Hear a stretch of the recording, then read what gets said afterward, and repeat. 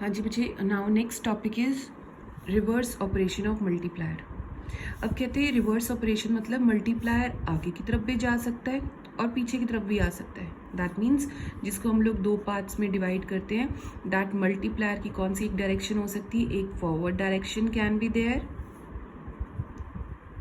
And number 2 is backward direction can be there. Backward direction can be there. ठीक है, अब देखो, अब हमने क्या कहा, पहले हम करें फॉरवर्ड डायरेक्शन पढ़े क्या होता है। कहते देखो, पहले समझा रही हूँ, उसके बाद विल रीड फ्रॉम हेयर। कहते देखो, अगर इनकम इंक्रीज हुई, सॉरी इन्वेस्टमेंट इंक्रीज हुई,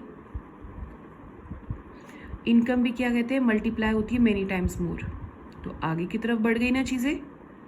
ठीक है ना, तो यहाँ पे क्या हो गया, आगे की तरफ बढ़ गई। सो हमने क्या बोला, this is called forward direction of multiplier. ठीक है, लेकिन अगर हमारी इकोनॉमी में से इन्वेस्टमेंट ना की जाए, ये इसका यहाँ पे ख़त्म हो गया। ठीक है, this was still here.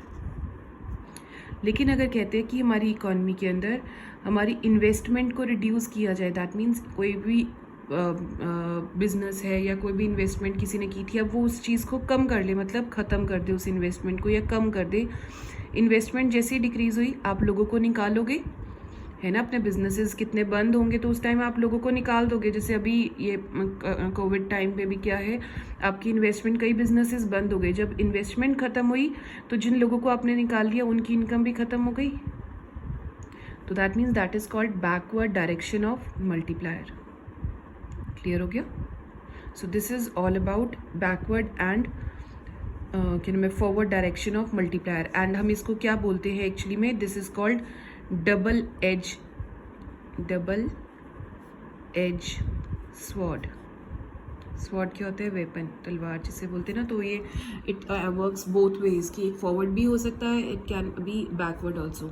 So I read from here, एक बार इसे हम फटाफट कर लेते हैं। Multiplier works in a forward direction as well as in the backward direction. If the investment decreases, ये पहले बात बोल रहा है, अगर इन्वेस्टमेंट डिक्रीज होगी, multiplier operates in backward direction. तो हमारे को पता चल गया कि मल्टीप्लायर बैकवर्ड काम करेगा। और reduction in investment leads to contraction in income. जैसे ही कहते हैं इन्वेस्टमेंट में रिडक्शन हुई तो कंट्रैक्शन भी क्या होता है, फॉल, है ना। तो इनकम भी क्या हो जाएगी, फॉल हो जाएगी, और उसके साथ ही कंजम्पशन भी हमारी फॉल हो जाएगी। ठीक है, it will lead to cumulative decline in income and consumption level till the contraction of income is the product of value of multiplier and initial decrease in investment. तो हमने यहाँ पे इतना ही करना है, ये उस टाइम तक चलेगा जब तक क्या हो जाएगा, वैल्यू ऑफ मल्टीप्लायर फॉल हो जाएगी और इन्वेस्टमेंट भी क्या हो जाएगी, डिक्रीज पे आ जाएगी। अब जैसे हमने इसमें एग्जाम्पल हम यहाँ पे कर लेते हैं, इन्वेस्टमेंट डिक्रीज हुई 20 करोड़ से। ठीक है, एमपीसी कितना था, 0.15। अब क्या हो गया, के की वैल्यू क्या आ गई, 1/1 माइनस एमपीसी। तो हमारे को फॉर्मूला पता है। सो अगर हम इसकी वैल्यू पुट करते हैं 1/1 माइनस 0.5 की, तो आंसर कितना आ जाता है हमारे पास, 2। ठीक है, सो हमने क्या देर, अब एज ये के की वैल्यू आ गई, सो के हमारे पास कितना आया, 2। सो हमने कहा कि अगर इन्वेस्टमेंट 20 करोड़ से फॉल होती है, हमारी रिडक्शन कितने करोड़ से फॉल होगी, 40 करोड़ से। ठीक है, उसका टाइम्स किया ना, 20 × 2 इज, इन दोनों को जब हमने मल्टीप्लाई किया, दैट विल बी कॉल्ड, हमने कहा कि 40 करोड़ के साथ उसकी फॉल हो जाएगी इनकम भी। ठीक हो गया। अब यहाँ से हमने एक और रिलेशन निकाला बच्चे, देखो क्या रिलेशन निकाला। अब एमपीसी और के अंदर कौन सा रिलेशन है, देयर इज पॉजिटिव रिलेशन।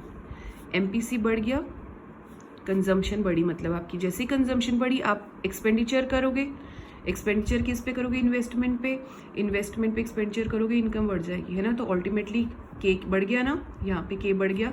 सो हमने यहाँ पे क्या बोला कि अगर एमपीसी कंजम्पशन आपकी बढ़ती है, ऑटोमेटिकली मल्टीप्लायर की वैल्यू भी क्या होगी, बढ़ जाएगी। सो यहाँ से हमने एक कंक्लूजन निकाली, एमपीसी इंक्रीज होता है तो के भी इंक्रीज होगा, एमपीसी फॉल होगा तो के भी फॉल हो जाएगा। So there is basically positive relation between K and MPC. Hope I am clear here. Do write this और अपने नोट्स में नोट कर लेना ये वाला टॉपिक। ठीक है, ओके बच्चों।